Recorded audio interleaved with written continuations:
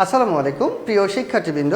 সামনে তোমাদের mid term পরীক্ষা, আর এই মিড টার্ম পরীক্ষা ঘিরে তোমাদের মাথায় অনেক চিন্তা এবং ভাবনা ঘুরপাক খাচ্ছে যে কিভাবে মিড টার্ম পরীক্ষায় ভালো করা যায়, কিভাবে খুব সহজে মিড টার্ম পরীক্ষার সিলেবাস শেষ করা যায় এবং কিভাবে মিড টার্ম পরীক্ষায় সর্বোচ্চ নম্বর তোলা যায়। তো যারা এই বিষয়গুলো নিয়ে ভাবছো তাদের জন্যই আজকের আমার এই ভিডিওটা। তো আজকের ভিডিওতে আমি তোমাদেরকে মিড টার্ম পরীক্ষায় কিভাবে ভালো করা যায় সেই সম্পর্কে কিছু দিক নির্দেশনা দিব। তো প্রথমেই তোমাদেরকে মিড টার্ম পরীক্ষার সিলেবাস খুব ভালোভাবে জানতে হবে এবং বুঝতে হবে। অর্থাৎ মিড টার্ম পরীক্ষায় কোন সাবজেক্টের কোন অধ্যায়গুলো আছে সেগুলো তোমাদেরকে সবার আগে জানতে হবে।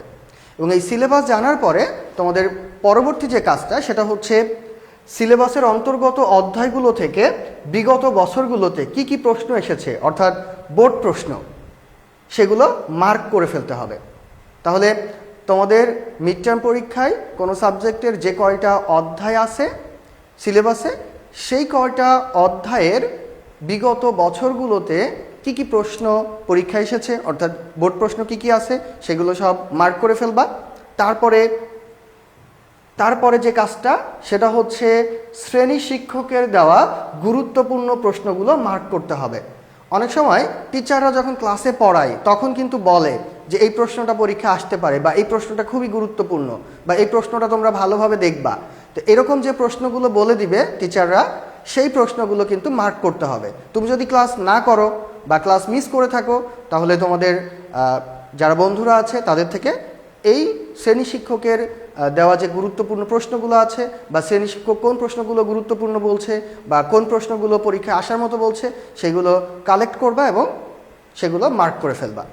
এরপরে মার্ক করা প্রশ্নগুলো লিখে লিখে পড়বা। তার মানে মার্ক করা প্রশ্নগুলো যদি তুমি জাস্ট একবার করে রিডিং পড়ো বা একবার করে মুখস্থ করে যাও, তাহলে কিন্তু তুমি ভালোভাবে পরীক্ষায় আউটপুট দিতে পারবে না।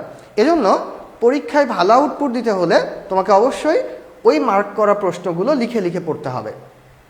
এরপরে যদি ম্যাথ সাবজেক্ট হয়, অর্থাৎ সাবজেক্টটা যদি ম্যাথমেটিক্যাল হয়, ধরো ম্যাথমেটিক্স 1, ম্যাথমেটিক্স 2 অথবা ম্যাথমেটিক্স 3, অথবা যদি কোনো সাবজেক্টের মধ্যে ম্যাথ অনেক বেশি থাকে, তোমাদের ডিপার্টমেন্ট সাবজেক্টে অনেকের ম্যাথ আছে, অঙ্ক আছে, তো সেরকম ক্ষেত্রে ম্যাথের ক্ষেত্রে একই নিয়মের একটা অঙ্ক খুব ভালোভাবে করবা, এমনভাবে করবা যেন ওই নিয়মের আরও 1000টা অঙ্ক তোমাকে দিলেও তুমি যেন একদম সঠিকভাবে সেই অঙ্কটা করে দিতে পারো। এমনভাবে তোমাকে একই নিয়মের একটা অঙ্ক করতে হবে এবং অধ্যায়ের সকল প্রয়োজনীয় সূত্র মনে রাখতে হবে বা মুখস্থ করে ফেলতে হবে। এই কাজগুলো যদি তুমি করো তাহলে খুব অল্প সময়ে তুমি মিড টার্ম পরীক্ষার সিলেবাস ভালোভাবে শেষ করতে পারবা এবং পরীক্ষায় সর্বোচ্চ মার্ক তুলতে পারবা ইনশাল্লাহ। সবার জন্য শুভকামনা এবং সবার মিড টার্ম পরীক্ষা ভালো হোক এই কামনাই।